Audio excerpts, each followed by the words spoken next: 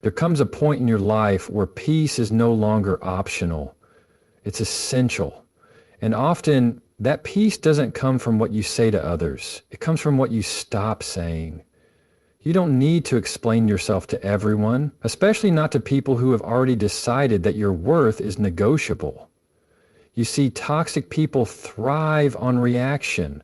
Your silence, your absence, your emotional distance, that's the real power play.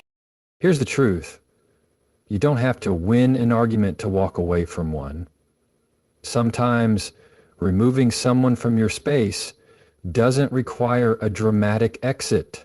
No yelling, no closing speech, just less. Less of your time, less of your access, less of your energy. Toxic people feed off your attention, so when you pull it back, not with spite, but with self-respect, they lose control. You're not punishing them, you're protecting you. Let your silence be your clarity. It's not passive, it's purposeful. It's the type of silence that says, I'm done explaining why I deserve peace.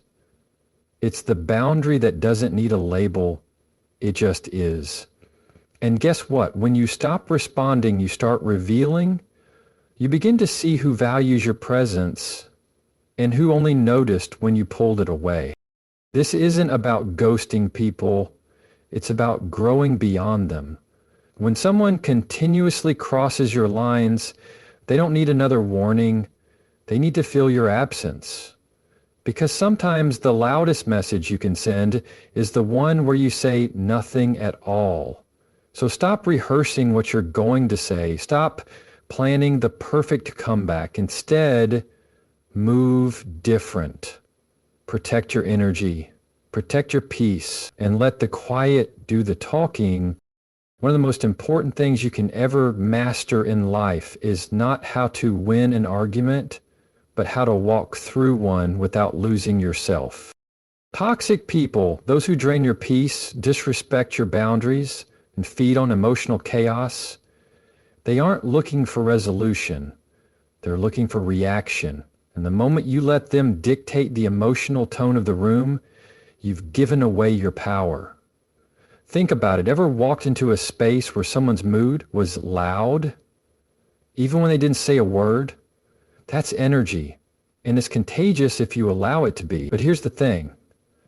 You are not obligated to match the volume of their dysfunction. They want you to be loud, defensive, reactive, because that's where they gain control. That's their home turf. When you step into chaos, you play by their rules.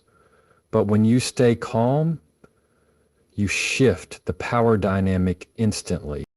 Managing your calm doesn't mean you're weak. It means you're wise. It means you've chosen clarity over confusion, peace over proving a point. And that is strength most people won't recognize, especially the ones who thrive off drama. So when the jabs come, and they will, through sarcasm, passive aggression, guilt trips, or full-blown gaslighting, pause. Take a breath. Step back mentally. Remember this. Not every comment deserves a comeback. Not every attack needs a defense. Sometimes the most disarming thing you can do is nothing. Respond. Don't react. And sometimes don't even respond. Because when you stay grounded, you force them to face their own instability. When you don't flinch, don't argue, don't fire back, they're left with nothing to feed off. It's like trying to start a fire with no spark. They can't escalate what you refuse to energize. You'll notice something powerful when you stop matching chaos. The conversation either de-escalates or it exposes itself. Both are wins. And you walk away intact. No regrets, no aftermath, no need to clean up emotional wreckage. Control the energy, not the argument. Because energy is everything. The moment you control yours, you influence the entire room without raising your voice. You set the tone without saying a word. You decide who gets your peace and who no longer qualifies for access to it. And here's the closing truth. When someone tries to pull you into chaos, staying calm is not silence. It's strategy. It's not disengagement. It's self-respect. So let them raise their voice. Let them spiral. Let them exhaust themselves trying to pull you off center. Stay rooted. Stay grounded. Because real power doesn't shout. It doesn't scramble. It doesn't chase. Real power sits still and speaks without a sound. Some people think the only way to be heard is to speak louder, argue harder, or explain longer. But the truth is, nothing commands more attention than your quiet decision to detach. Detachment doesn't mean you don't care. It means you've learned to care without sacrificing yourself. It means you've stopped handing your peace to people who misuse it. And instead of fighting to be understood, you start valuing your own understanding of what you need, what you deserve, and what you're no longer available for. See, when you confront someone who isn't ready to listen, you're not resolving. You're exhausting. You're pouring energy into a cup that has no bottom. That's why no matter how many times you explain, they still don't get it. It's not that you're unclear, it's that they don't want to get it. So instead of chasing closure or trying to fix what they won't even admit is broken, you step back. Not with bitterness, not with revenge, but with resolve. And here's the shift. When you create distance, not in anger, but in clarity, you start making the kind of noise that can't be ignored. Detachment is not absence of love, it's the presence of boundaries. You no longer engage to prove your point. You no longer argue to protect your position. You simply remove your energy, and that sends a message words never could. Because toxic people can ignore your logic. They can dismiss your feelings. They can spin your words. But your silence, your absence, that's a mirror they can't escape. You see, the most powerful form of communication is not always verbal. Sometimes it's the decision to disengage completely. You stop texting first. You stop showing up for conversations that only leave you drained. You stop over-explaining your worth to people who were never listening to begin with. And in that silence, they start hearing. In your distance, they start noticing. And in your detachment, they finally understand. They don't have the same access anymore. That version of you who tolerated the chaos, gone. That you who made excuses for their behavior, gone. That seat in your life they once took for granted, empty. You didn't scream. You didn't slam the door. You just stopped handing out invitations to your peace. That's what real strength looks like. So if you're struggling to be heard, let this be your reminder. You don't need to yell to make a statement. You don't need to beg to be seen. Just back up. Take your energy with you. Let your absence become the silence that speaks the truth they refuse to hear.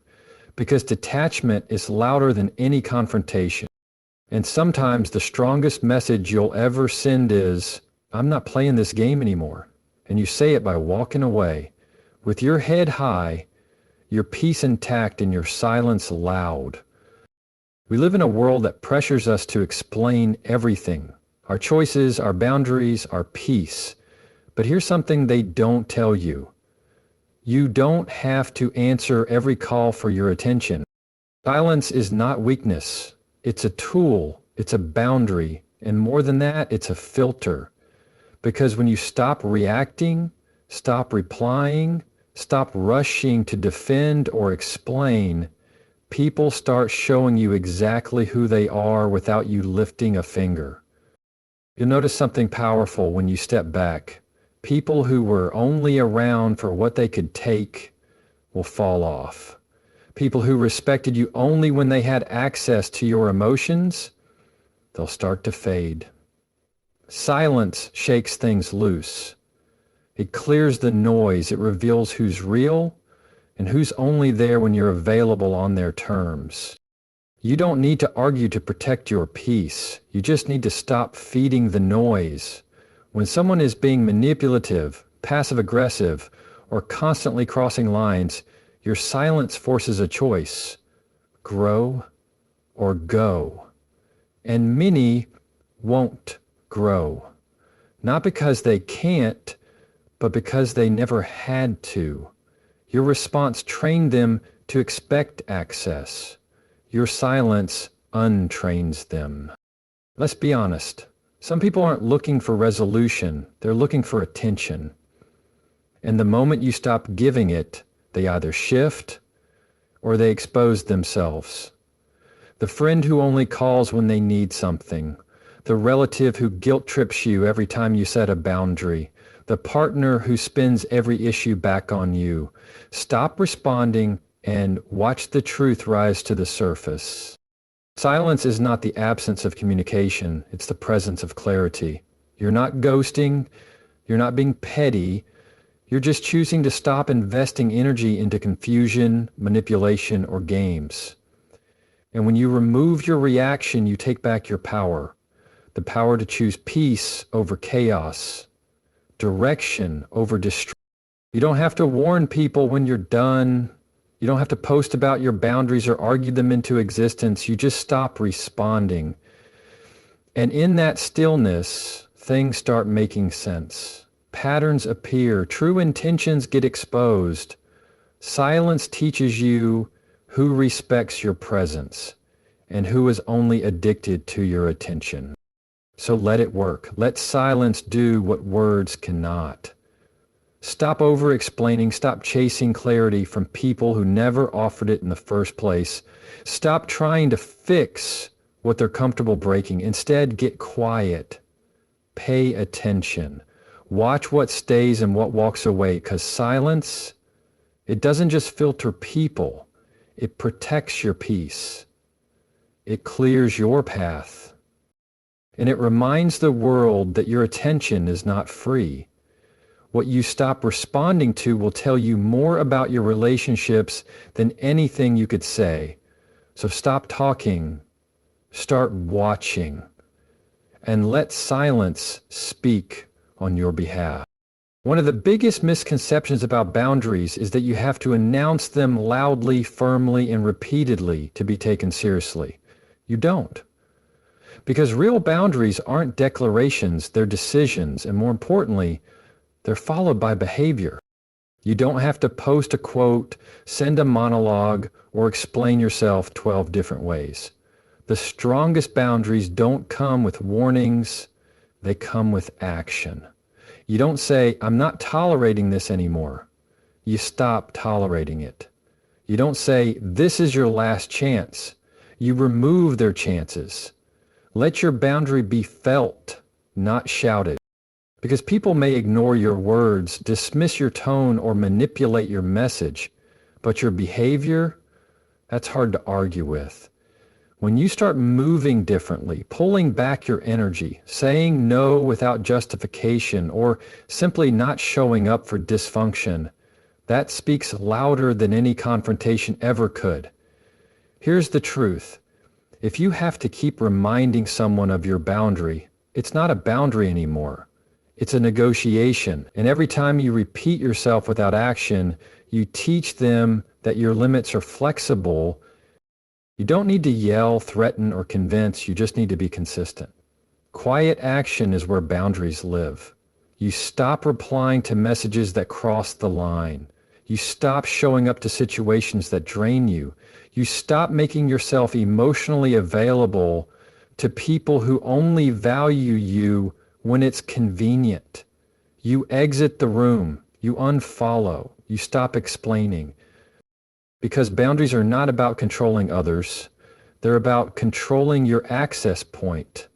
And when someone crosses your line, you don't always need to correct them with words. You correct them with space, with reduced access, with a change in your response. That's how you teach people how to treat you. not with speeches, but with standards. It's tempting to want to be understood, to want to make your boundaries so clear that there's no room for confusion.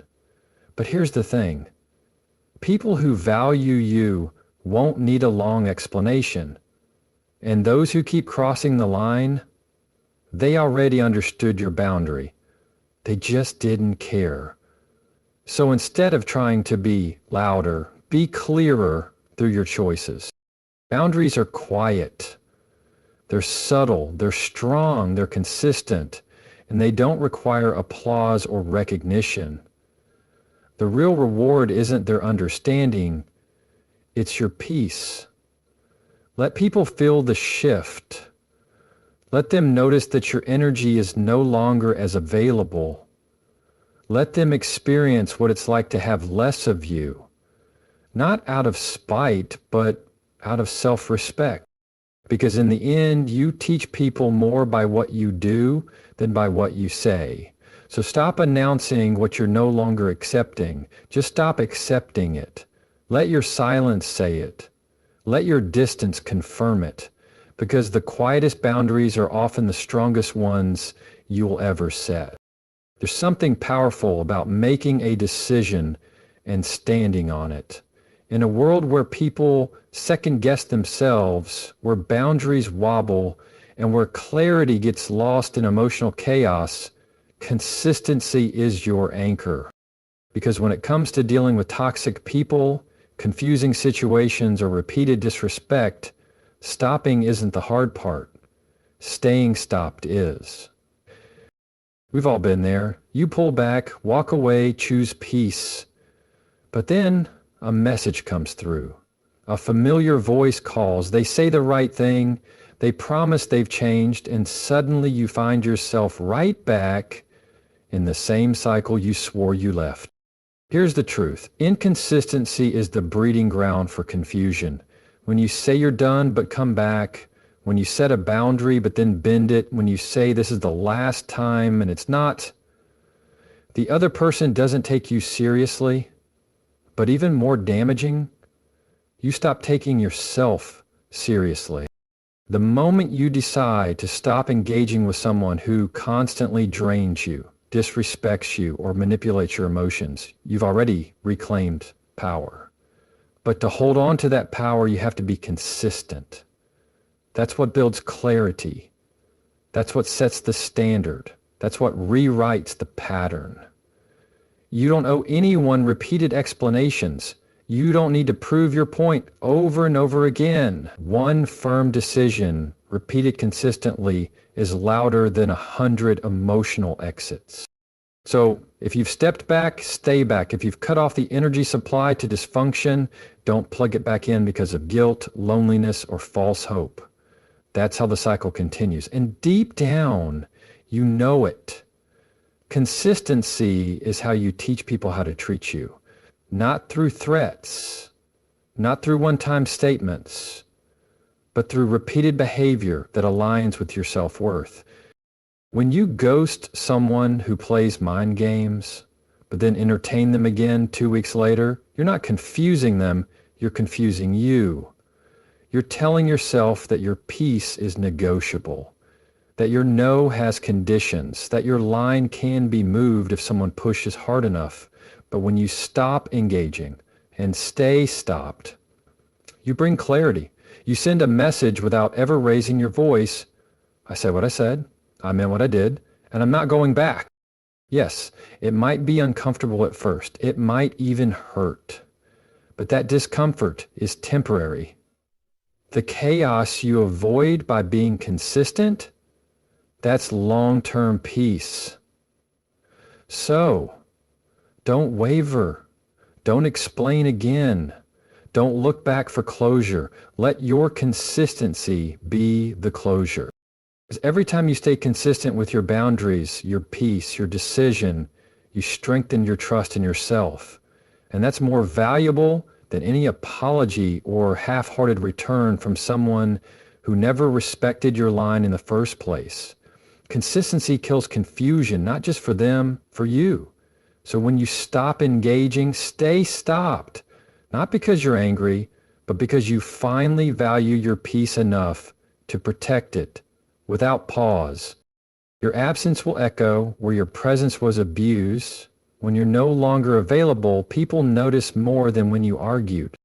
There's a moment that comes in every relationship, friendship, family, partner, when you realize you were showing up for someone who never showed up for you. You gave your time, your effort, your loyalty. You bent, accommodated, stayed longer than you should have. You explained your feelings, tried to be understood, hoped that if you just loved harder, gave more, or said it the right way, they'd finally get it. But they didn't.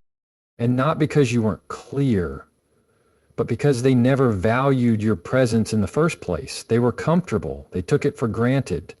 And over time, they began to treat what was consistent as disposable, what was loyal as optional, and what was kind as weak.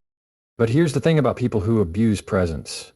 They only realize what they had when it's gone. Your absence becomes the echo, the silence they didn't expect, the shift they can't control, the missing energy they used to feed on. And the absence hits harder than any words you could have ever said. See, arguments rarely change people, but distance does. When you stop answering the calls, stop replying to the messages, stop being available for last-minute crises and emotional chaos, they notice. Not because they've changed, but because the access they misused is no longer there. The source of attention, comfort, or validation they took for granted, gone. And in that quiet, they're forced to face something they never had to before, the consequence of your absence. You never had to scream. You never had to make a dramatic exit. You just stopped showing up for where you were disrespected.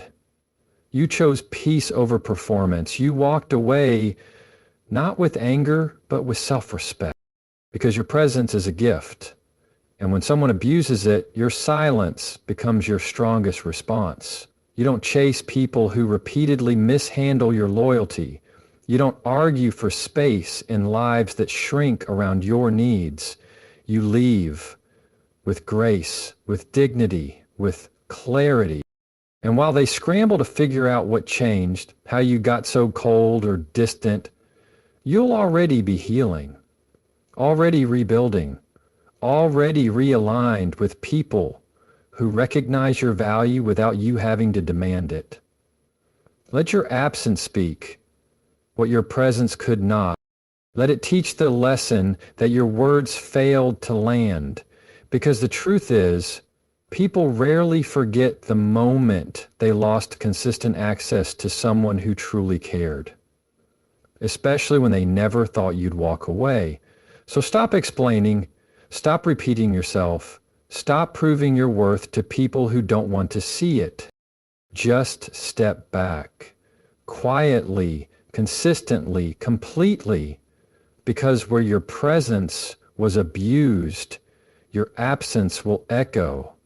And that echo, it speaks louder than any goodbye ever could. At the end of the day, protecting your peace doesn't require a fight. It requires a decision to no longer participate in your own draining, a decision to stop matching chaos with chaos, a decision to let your silence speak, your distance lead, and your consistency stand where words have failed. You don't have to scream to be heard. You don't have to argue to set a boundary. You don't have to explain your worth to anyone who keeps questioning it. What you stop responding to will reveal what truly matters. To move quietly, act boldly. Let detachment speak where confrontation used to. Let your behavior, not your words, define your boundary. And when you're no longer available to those who misused your presence,